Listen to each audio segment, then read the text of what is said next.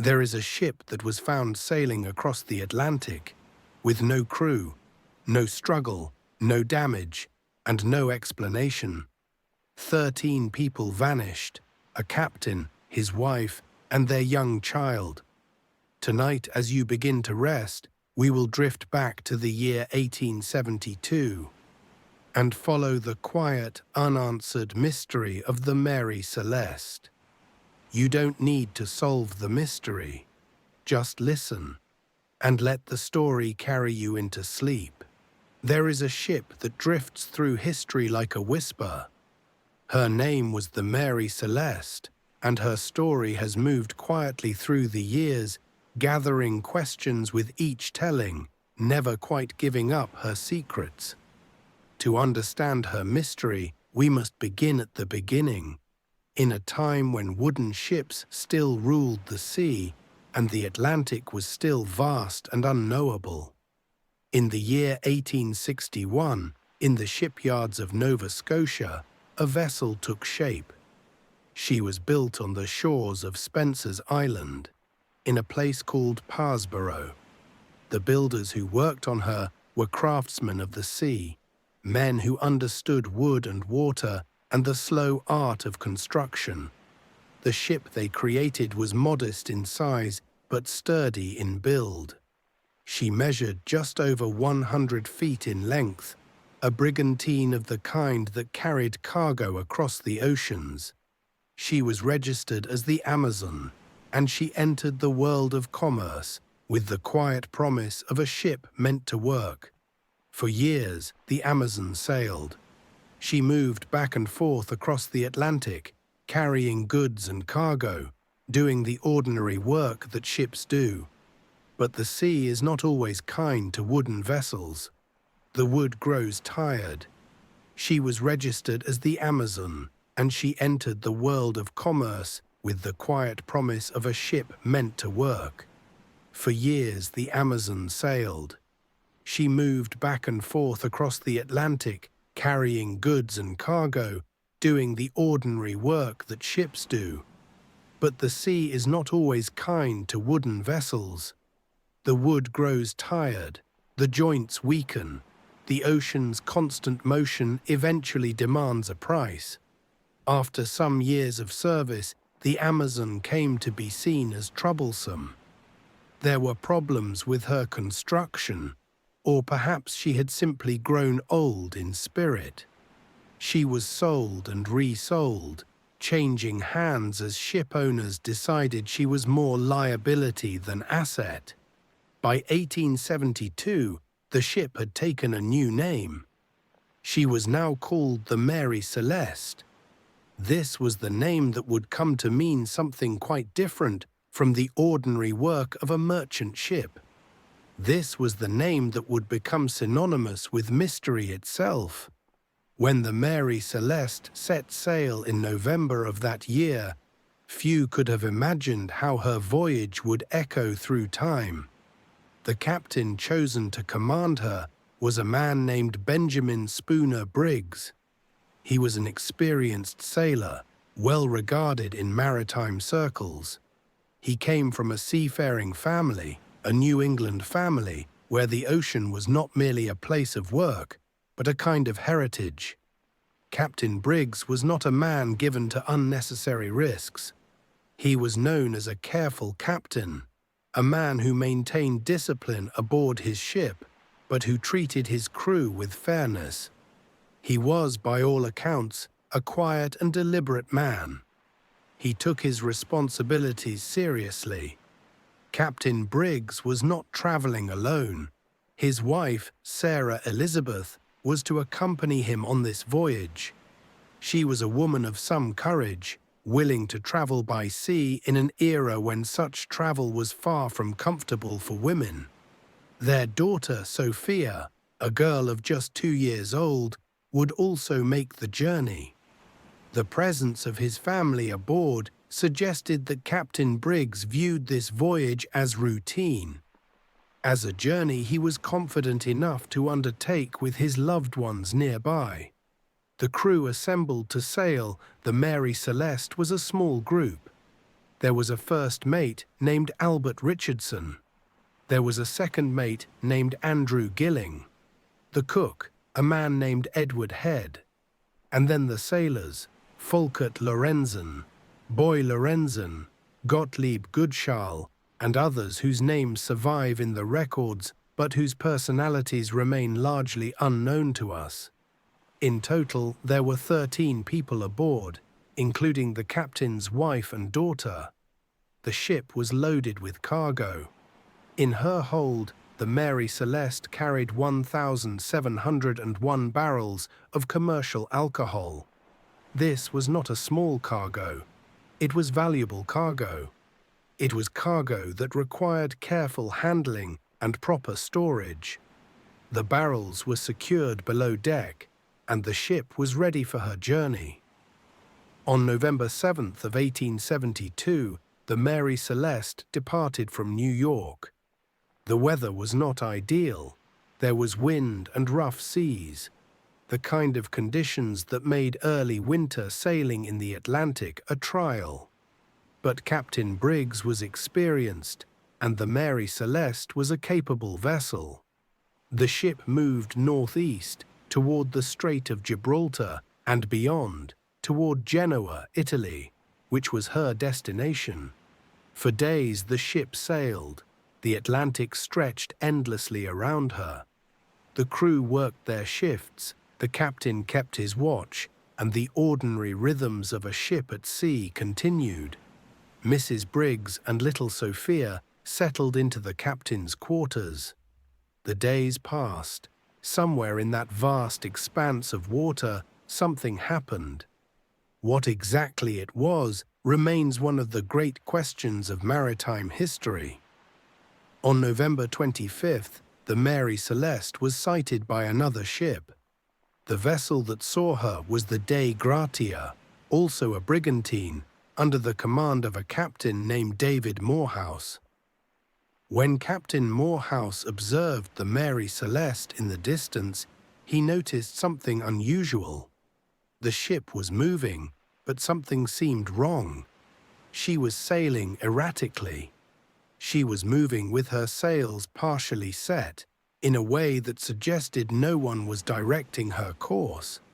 She was moving, but she seemed to be moving without purpose. Captain Morehouse grew curious. He maneuvered the Dei Gratia closer. As the distance between the ships closed, the mystery deepened. The decks of the Mary Celeste appeared empty. There was no one visible.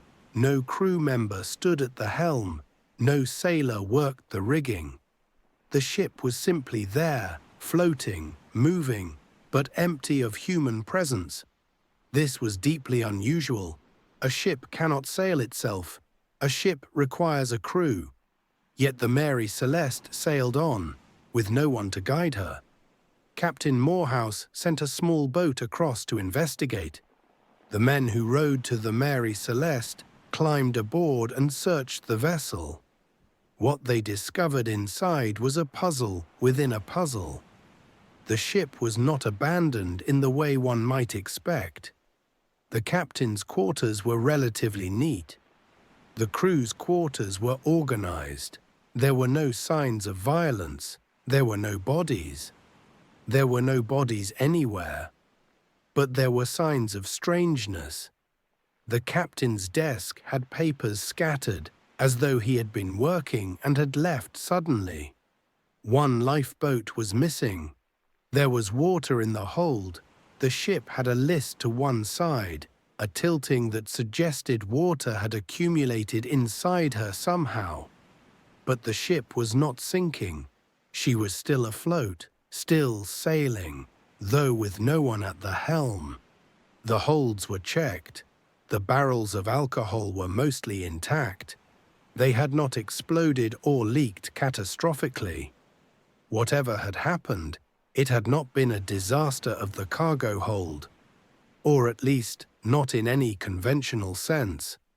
The galley showed signs of recent use. There were dishes. There was food that had been prepared. There was a pot of cooked food still sitting where someone had left it. All of this suggested that the crew had not abandoned the ship in a sudden panic. They had not fled in terror. Yet they were gone. All 13 of them. The captain, his wife, his small daughter, the first mate, the second mate. Every sailor. All gone, and no trace of them anywhere in the water around the ship. Captain Morehouse made a decision. The Mary Celeste was too valuable to abandon. He would salvage her. He would take her into port. He would try to understand what had happened and restore her to her owners. A portion of the Dei Gratia's crew was transferred to the Mary Celeste, and the ship was brought under tow. The mystery was now in motion. The empty ship, with her missing crew, was being brought to land. When the Mary Celeste arrived at Gibraltar, the ship was impounded. An official inquiry was launched. The ship was examined thoroughly. Every inch of her was searched.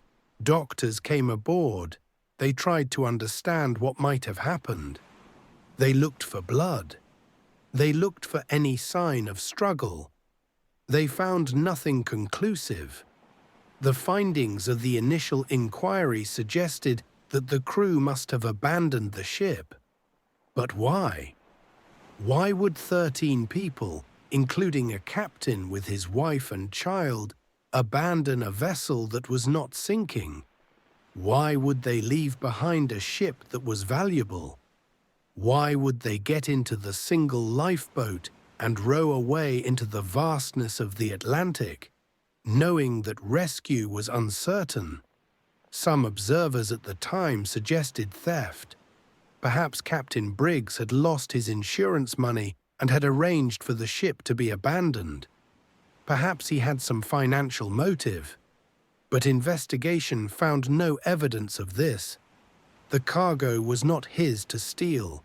The ship was not heavily insured. The theory never found solid ground.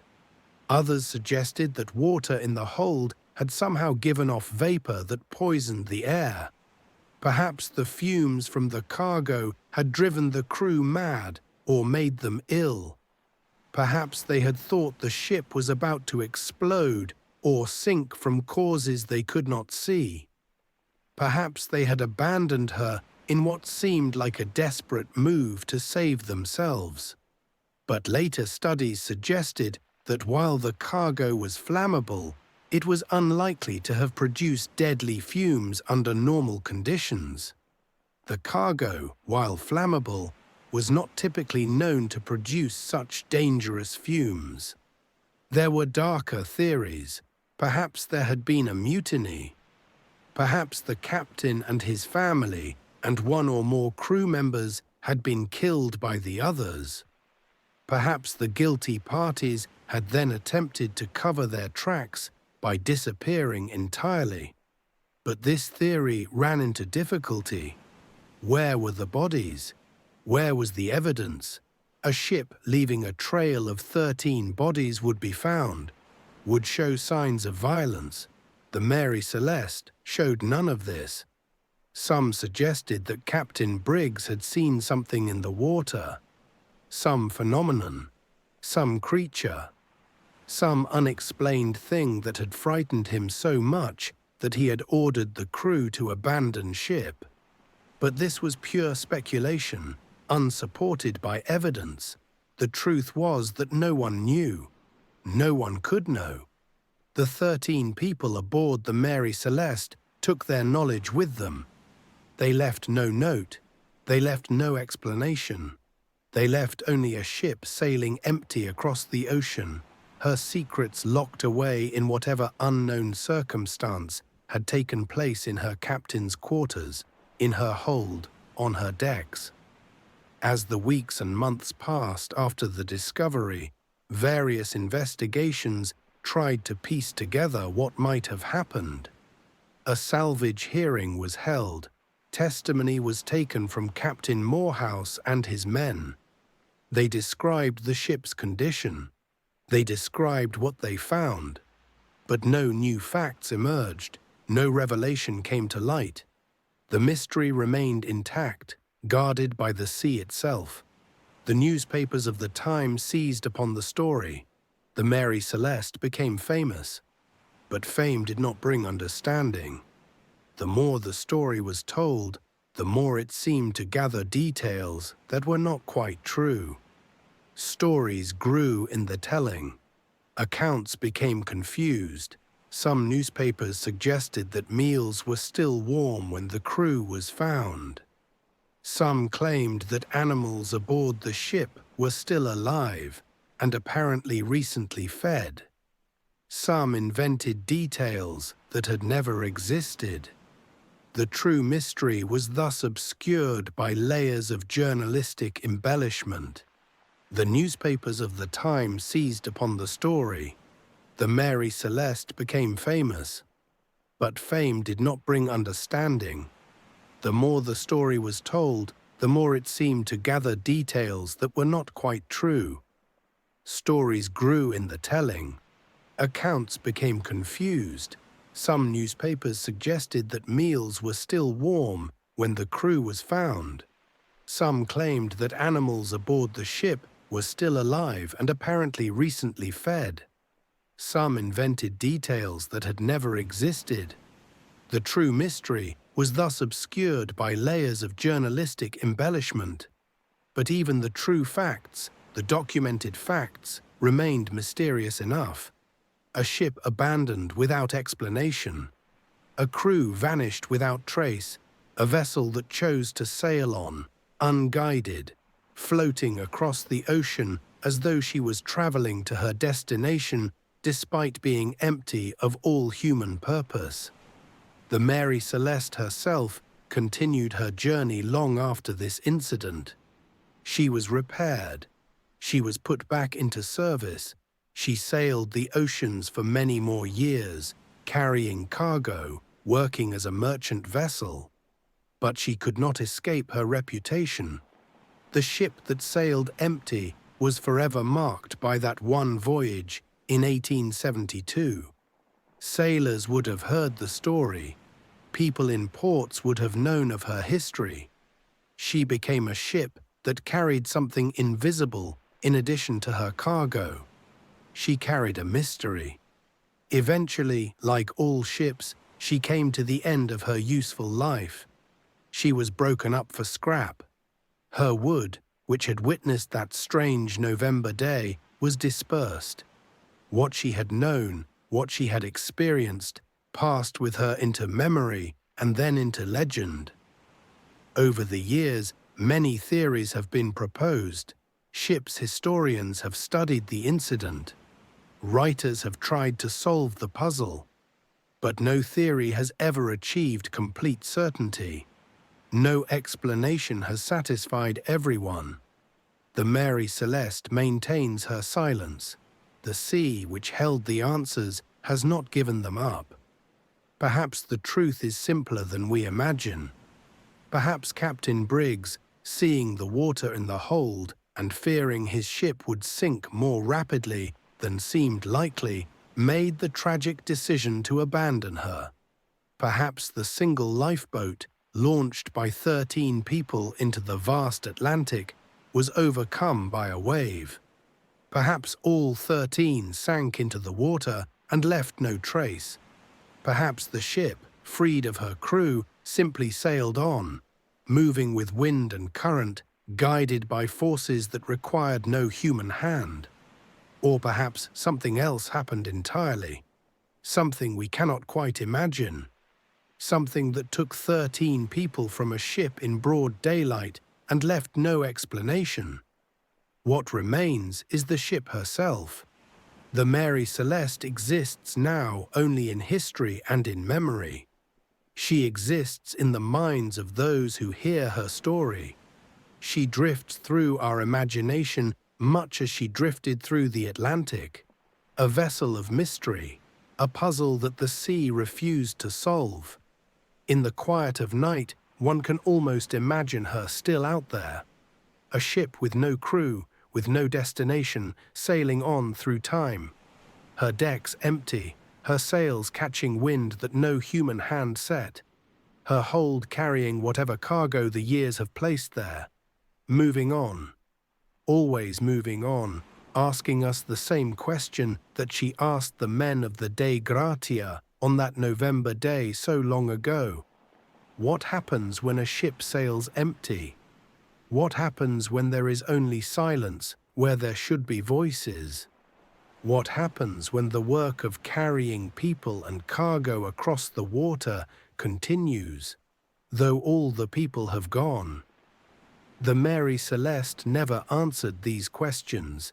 She kept them to herself, the way the sea keeps its secrets. And in the keeping of these secrets, she became eternal. She became the ship that sailed into mystery and never quite returned. Her story remains unfinished. In some sense, it always will be. The Mary Celeste will always be caught in that moment between what was and what became unknown.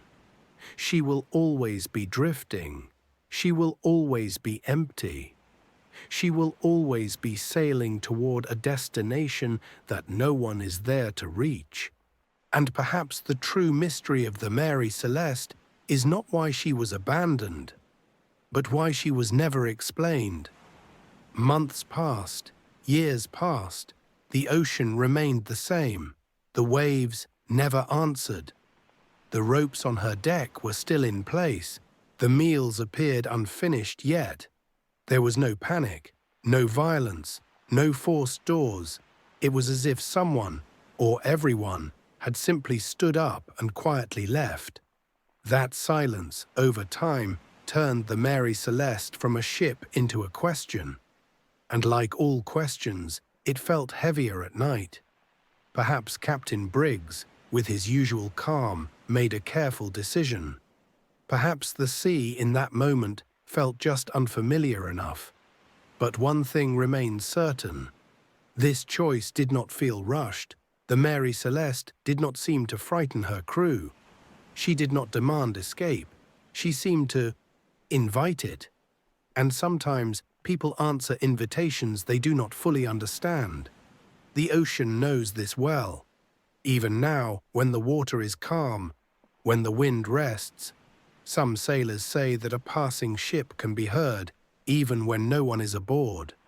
The voice of the Mary Celeste, however, was never raised.